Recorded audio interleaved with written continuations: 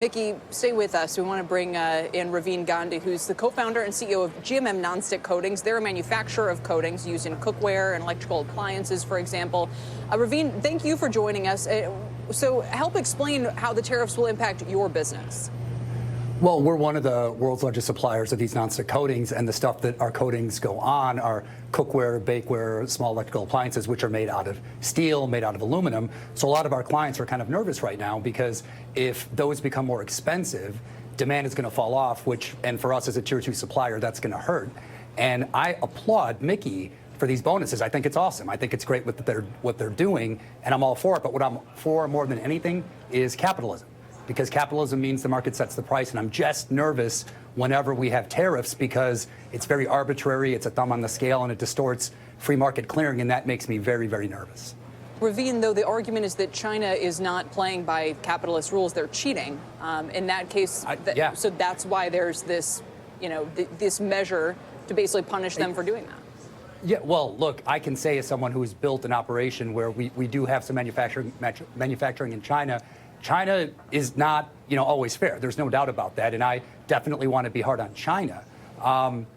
But I think that ultimately the question is, who is buying all the goods? When we say things are illegally dumped and there's all of these products, whether it's steel or anything else, it's Americans. And this is where the rubber hits the road. What's really hard is that until Americans decide to stop wanting the lowest possible prices, I don't know what the solution here is. That's why I think it's really, really difficult what the president has done, because what about iPhones?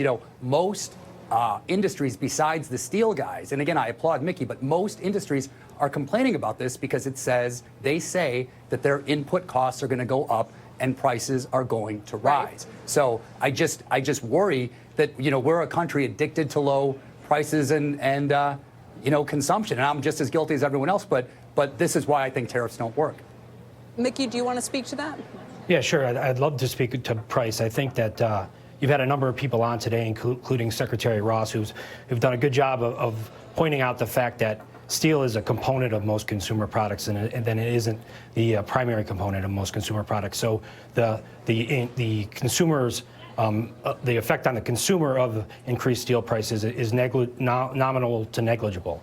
But what people really aren't understanding about the price issue here is how pricing works in the steel market. So the steel market, you have to understand, has massive amounts of excess capacity. This excess capacity is offshore, it's subsidized, and it's able to sell products without regard to profit. So there isn't a free market price with respect to what steel is. There are there are only two things. I don't know. I think it's really hard to say that. Excuse me. The only thing in pricing in the steel market is there's what they do and there's what we do. And sitting here today, it feels really good for America to be doing something.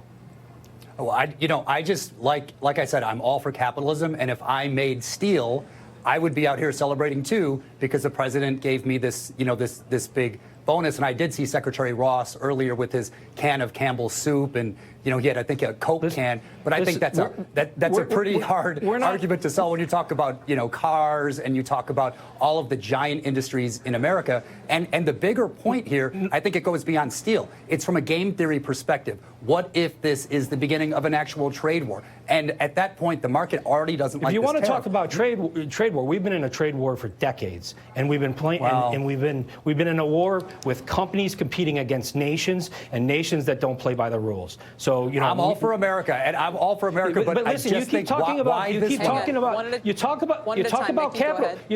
talk about capitalism and you talk about free markets. But what you don't understand is in the steel market, it isn't a capitalistic free market environment. The price is not set in a free market system. There are nation players that set pricing and allow products to be sold into the market for below cost at points, and no other industry is asked to compete. Let me just ask Mickey.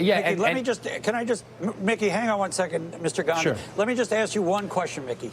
Yeah. What will you think if by the end of next week the stock market goes down big time? There's lots of press reports of retaliation. Gary Cohn leaves his job. And the stock market goes down, and Donald Trump backs off the proposal or softens it to the point where it is very, very weak. What would your reaction be in that case?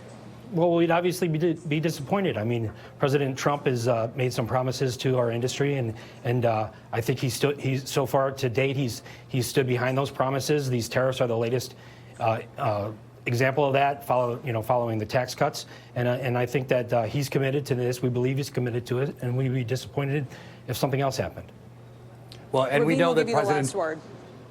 Well, look, I applaud Mickey for giving those bonuses, but I think that President Trump did something which is fundamentally political. And I think that why did Miller Coors come out against this tariff yesterday? They said that, price of beer cans is going to go up. I think there's a lot of voters, both on the left and the right, that drink beer. And when those prices go up and they go across the board up, I think the market could go down tremendously far, and it could potentially, put us into a recession, which I hope does not happen.